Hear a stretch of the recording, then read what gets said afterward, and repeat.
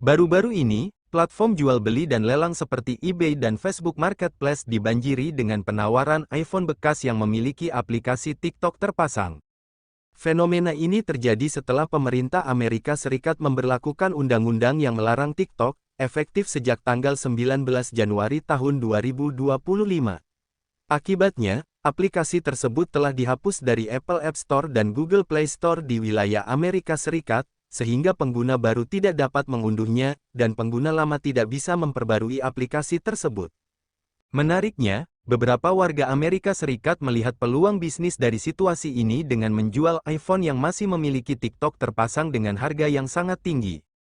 Misalnya, sebuah iPhone 15 Pro Max dengan TikTok terinstal ditawarkan seharga $10.000 Amerika Serikat, sekitar 162 juta rupiah. Ada juga yang menjual iPhone 16 Pro Max dengan harga mulai dari $25.000 Amerika Serikat, sekitar 407 juta rupiah.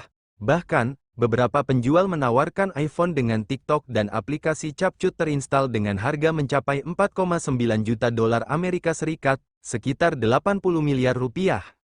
Namun, tidak semua penawaran tersebut mendapatkan respons positif. Dari sekitar 2.000 ponsel yang dilelang di eBay, sebagian besar tidak memiliki penawaran aktif. Ponsel yang mendapatkan penawaran aktif biasanya adalah model iPhone lama yang dijual dengan harga sekitar $100 hingga $200 Amerika Serikat. Sementara itu, pengguna yang telah menginstal TikTok sebelum tanggal 19 Januari masih dapat menggunakan aplikasi tersebut. Namun, mereka tidak dapat menerima pembaruan, yang dapat memengaruhi performa, keamanan, dan kompatibilitas dengan versi iOS dan Android di masa depan. Selain itu, jika aplikasi dihapus atau pengguna beralih ke perangkat baru, mereka tidak akan dapat mengunduh ulang aplikasi tersebut. Situasi ini mengingatkan pada fenomena serupa di masa lalu, seperti ketika game Flappy Bird ditarik dari peredaran, dan ponsel dengan game tersebut terinstal dijual dengan harga tinggi di eBay. Namun, berbeda dengan kasus tersebut, larangan TikTok di Amerika Serikat didasarkan pada kekhawatiran keamanan nasional, dengan alasan bahwa data pengguna dapat diakses oleh pemerintah China melalui ByteDance, perusahaan induk TikTok. Meskipun demikian, masa depan TikTok di Amerika Serikat masih belum jelas. Presiden Donald Trump telah menandatangani instruksi presiden yang menunda tenggat waktu bagi ByteDance untuk menjual TikTok ke entitas non-China hingga 75 hari sejak ia menjabat pada tanggal 21 Januari. Hal ini memberikan sedikit harapan bagi pengguna setia TikTok di Amerika Serikat bahwa aplikasi tersebut mungkin akan kembali tersedia di masa mendatang.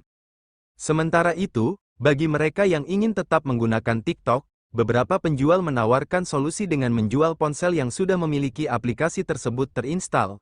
Namun, dengan harga yang sangat tinggi, tidak semua orang dapat atau bersedia membayar untuk akses tersebut.